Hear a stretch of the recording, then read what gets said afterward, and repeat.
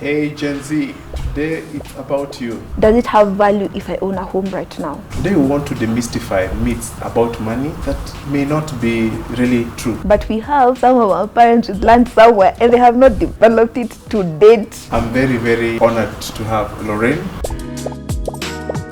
Some of the traditional investment assets, they're outdated and they no longer carry value. Lorraine is going to challenge how we view investment from a Gen Z perspective. Lorraine, good to have you. Thank you, Pius. Let's go straight in. Okay. We taught our children that home ownership is equal to success. Yeah. Paying rent is throwing away money. How is it from a Gen Z perspective?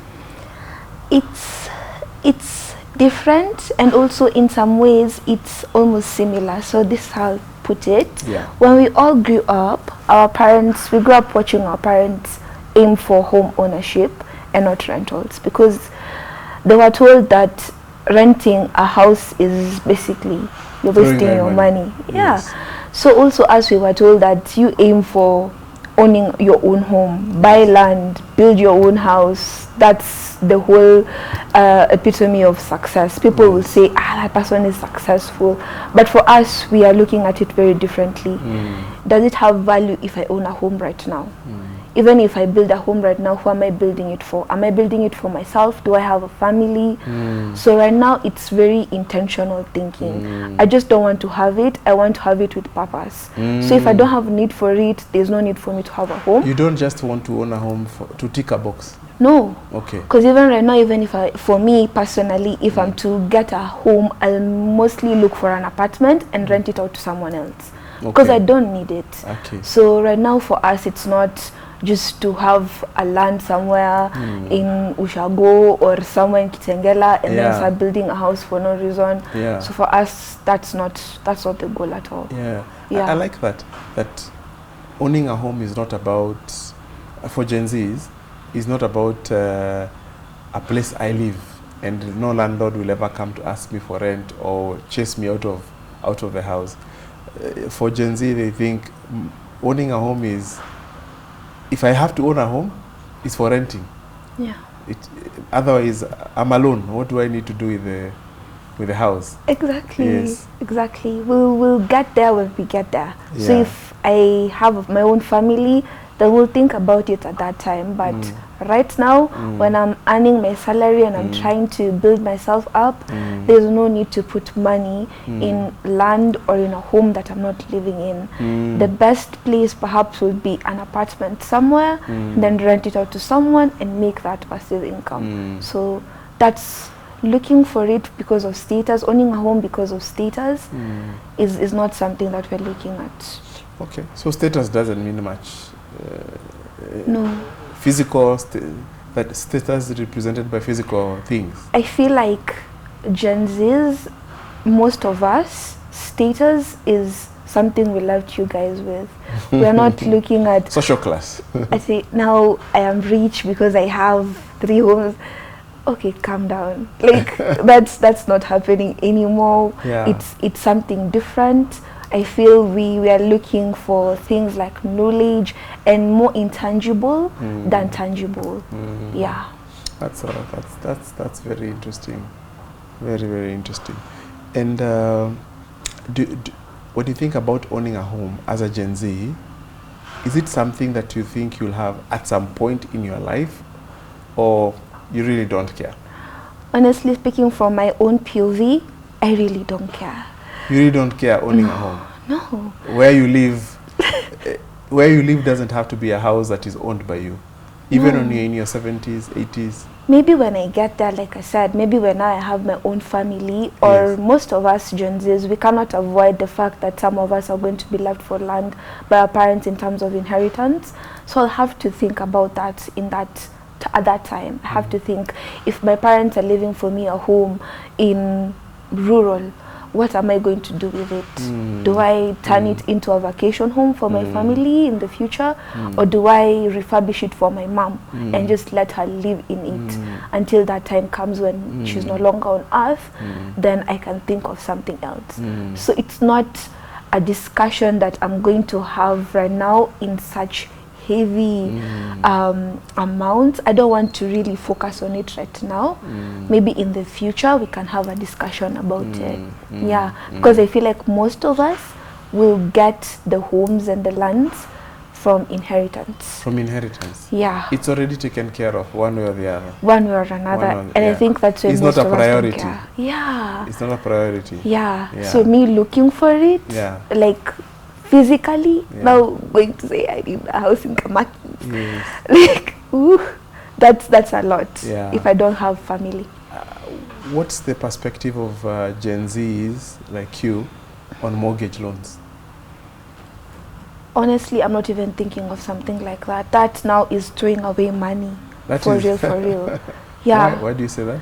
Because you're going to be stuck in a loan for so many years, just like our parents. Yeah. So it's like a curse, a generational curse that is being passed down. Yes. So that's definitely throwing away money, because I'll be stuck in a loan for so many years. I'll be so old by the time I'm finally free with so many debt, and I will not even be able to enjoy my life. And I feel like for us who are so much focused on enjoying this life that we have, because we're not waiting for 15 years that I can finally decorate my house, because now I'm not worried people are going to come and take it away from me. We are people who want to enjoy what we have right now. And if that's the perspective we are having, mortgage, those loans, that's throwing away money, because you'll end up in so much debt and you will not be able to enjoy your life until you're old with gray hair. Gen Zs are known to work in the gig economy. They don't earn regular income like the old folks. Salaries, you know, they're doing one deal or the other, or, you know, so they don't necessarily earn per month. Yes. Does that affect how they perceive the whole mortgage product, and does it even suit them anymore? I'd say not really, because speaking from Gen Zs that I've seen who've gone that direction of mortgage and loans, it's now two ways. If you're thinking of it like I need to have that owning something right now and enjoying life right now perspective, if that's your POV, then even if I get... Sorry, what is POV? Oh, you know, point of view. Your you're speaking like a Gen Z. POV, point of view. Yeah, your point of view or perspective. So if that's my perspective, you'll find some Gen Zs who will be like, if, for example, Pius, you tell me, I'm going to pay you 100,000 for 3 months to do this job. Maybe I'm a back-end developer and you contract me for an year, right? And you tell me you're going to pay me 150,000. So I might say, okay, if I calculate my math, 1, 2, 3, 4, 5, maybe I can take this loan and quickly pay it with this money I am earning, right? And get that apartment that I'm looking for, get that land.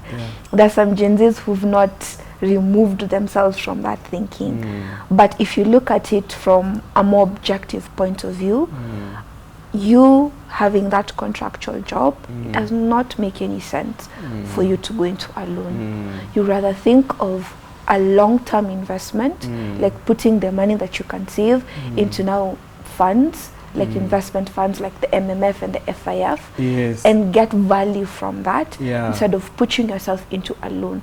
So you look at it subjectively and objectively. Subjectively, there's some Gen Zs who are going to go for it and say, it's just, say I have this money for 12 months, I can quickly do something. But then there's some Gen Zs who are going to look at it objectively and say, no need for me to waste my money, I might look for another option. Yeah. So do you see yourself, you're comfortable renting for the rest of your life? As long as you have flexibility with your cash flows? Yes, another thing, Pius, that we have to put into consideration, this generation are people who are not thinking of staying in this country. They are global citizens. Yeah, think of it, even children who've just finished Form 4 right now. They're thinking the world is accessible to me. So if I own a home, it kind of ties me to that country. But if I don't have one, and today I decide that I want to go to UK, there's nothing tying me to Kenya right now. I can leave and I can go and access those opportunities that are waiting for me. So also this generation is a generation that is thinking the world is really in our fingertips. It's not far from us. And the only way for me to reach out there isn't me not being tied down with so many things in my home country, like a home. So some of us, you know, we were cultured not just to have a home in Nairobi, but also to have home in upcountry, Ushago. What do you think of an upcountry home? Is it even a... Do you even use it? Is it a vacation home? Are you hosting people there? Do you have relatives there who are using that home? Honestly speaking, I feel like if, for example, married folks, you just have one. You don't need to have a lot of like homes in different areas. Now, for example, I get married to someone from Central, and now I'm from Nyanza province, and then we have a home in Nyanza, and then we have another one in Central, and then maybe now a combined one in Eastern. That's a lot of houses, and it's a loss. It's a loss. We won't use those homes. We won't be in them. Probably we don't have enough relatives to occupy those homes when we are away in Nairobi. So again, it's a lot of waste when you look at it. I think what I'm getting from you is Gen Z's value flexibility. They don't want to be tied down by a loan. They don't want to be tied down to a house that is in one location. They want their mobility. And the other thing I'm also getting is Gen Z's value money working for them. They are more into returns as opposed to having physical things like a house or land to represent their wealth. I agree. Have I captured it well? Yes, you have. That's good. So I think what we are hearing here is that the home you own might own you as a Gen Z. And Gen Zs don't like the fact that the home you own, the home they own can own them. They want that flexibility and ability to optimize their returns. And honestly, even though I'm not a Gen Z myself, and as an investment professional, I agree with that sentiment, that owning a home is not equals to success. Owning a home is not the ultimate goal of investing. Owning a home is not security, that nothing bad will ever happen to you in case you lose your job. That is a myth that deserves to be discarded. So I belong to the Gen Z on this one. Thank you. See you on the next video.